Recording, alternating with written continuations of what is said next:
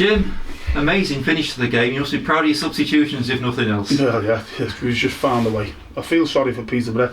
Yeah. If I'm gonna listen, I've done a lot of interviews in my time, and I feel sorry for them. The good people, the two managers.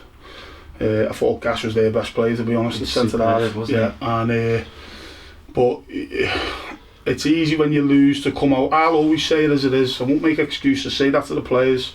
If you want the truth, you get the truth. That's the best way.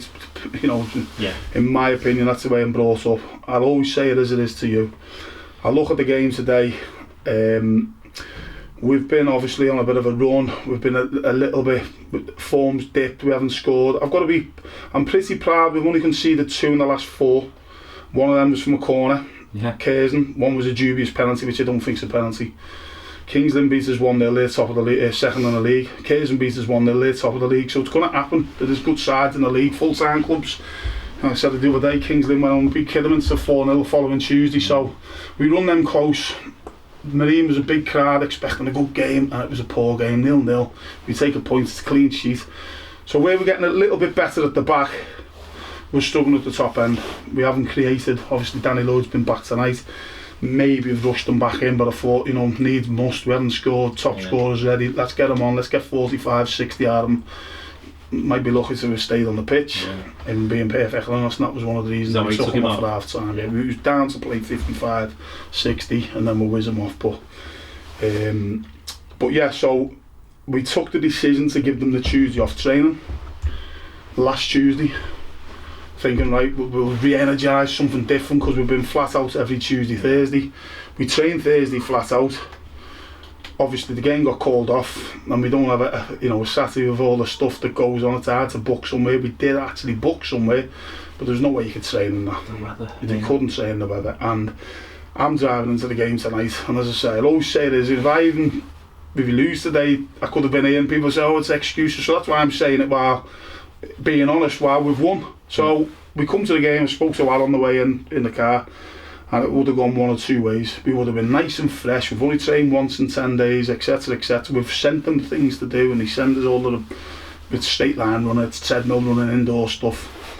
And I thought we're either going to be flat out, loads of energy, fizzing down because we haven't had much of a ball, or we're just going to look jaded. And if I'm perfectly honest, first half, the lads may have well gone to Magaluf. They may as well gone to Magaluf or Benidorm or something like that for 3 or 4 days and got out the storm, because that was poor. I thought body language was poor. I thought they're trying hard, they're a good honest bunch, but it took disappointment too much. I look at them, Peterborough, they've travelled up on a Tuesday. I know what it's like. We went to Leamington recently, I said to you, long way to travel when you've been working for these lads. And that goes off to them. I know there was 3 on the bench. It was actually 5. I think they got here that late. They've actually missed a couple of players off the bench. Oh, right. So one of them being the other player manager. So that's not great preparation for them. But they started miles better than us. They were on the front foot. They looked like they looked like they'd travelled half an hour from home, and we looked like we've been sat on the motorway for 3-4 hours. And we never got going for one reason or another. We tried. There was little spells. We went with the 4 in midfield to try and play through them and pull one of the centre halves out and get down the side of Gash, but Gash is a clever player. Position, he's very, very good. We didn't pass it. We had probably had a set at half time 2 or 3 spells where we actually played decent football. I think one of them ended up with Matty Thompson having a shot on target, but at the other end we just missed too many duels, got run off. Passing at times was poor, square passing, decision making. I keep going on about territory. What they did miles better than us. Their clearances again from the likes of Gash, hitting into really good areas. We're clearing it out for a flow, and then suddenly they're at us. When we're clearing it, we're giving it straight back to them, and it's coming straight back at us. The amount of times I said to 1 or 2 on the bench about decision making and clearances. Hit good areas and get you up the pitch, take the pressure off you for a bit. We're under-hitting things, so it's coming straight back. Under-hitting, it comes straight back. Then it's a duel, then it goes out for the corner. I'm thinking we've got to do better than that. So it was poor, but from my point of view, I'm pleased because, and Alan as well, when you're looking, we haven't scored for a few games, what we're going to do, personnel changes, we're thinking, right, let's get Luke Burgess over to left wing back and tell him to stay high and wide, and can we flip this round? And then suddenly we took Mike Percival off and went to a back four, and then we juggle it round again, and when we pull Marcus this way a bit and Luke Burgess that way, and I thought Sonny Hilton was excellent for me, man of the match. And then we rode our luck at times. We needed to call upon Chris Renshaw. He pulled off a couple of really good saves to keep it 2-0. Kept plugging away, kept working. Wasn't going our way. Didn't look like it was going to happen, Didn't look like it was going to happen. Felt sick. You told me last time they beat us that our bogey side, and I'm thinking, oh, here we go again. And the emotions of the game, honest to God, I'm absolutely tired. So I don't even feel like we've won. That's how mad it is. But I will do in the morning when I wake up and go, right, we're going to Southend in a couple of weeks. That's great. But my hat goes off to Peterborough. I thought they were excellent. They're a good side. They're 7 unbeaten before tonight. That's all right, you know. And they've gone to South Shields recently. You know, when I look at all the stats and I study the games and all that, they were unlucky at South Shields. They were unlucky against Darlington. They were unlucky against Spennymoor. Not to just have 1 point, but 3 points. You know, they're 7 unbeaten since they played us.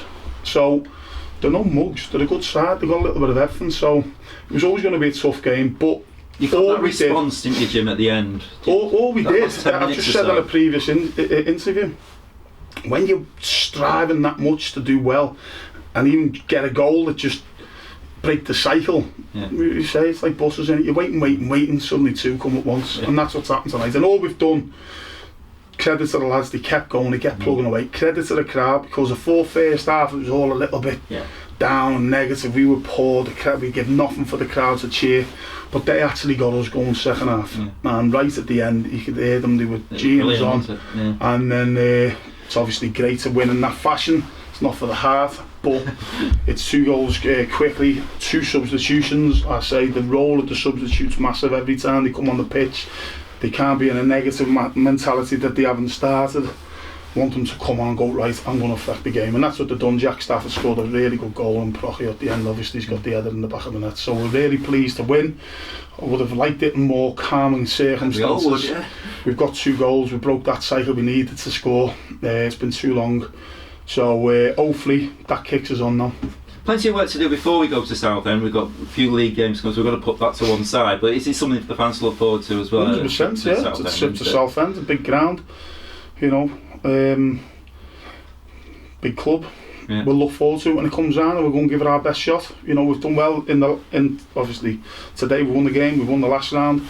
So we'll go there and we'll give it our best. They're obviously going to be the favourites, we're the underdogs. It's a long trip for us, obviously part-time club, working on the Friday, travelling down, etc. So we'll embrace that when it comes on, but as you say, a lot of football between now and then, and we've got to embrace the next game Saturday, try and get some points on the board and get us moving up the table where we all want to be. Brilliant. Thanks, Jim.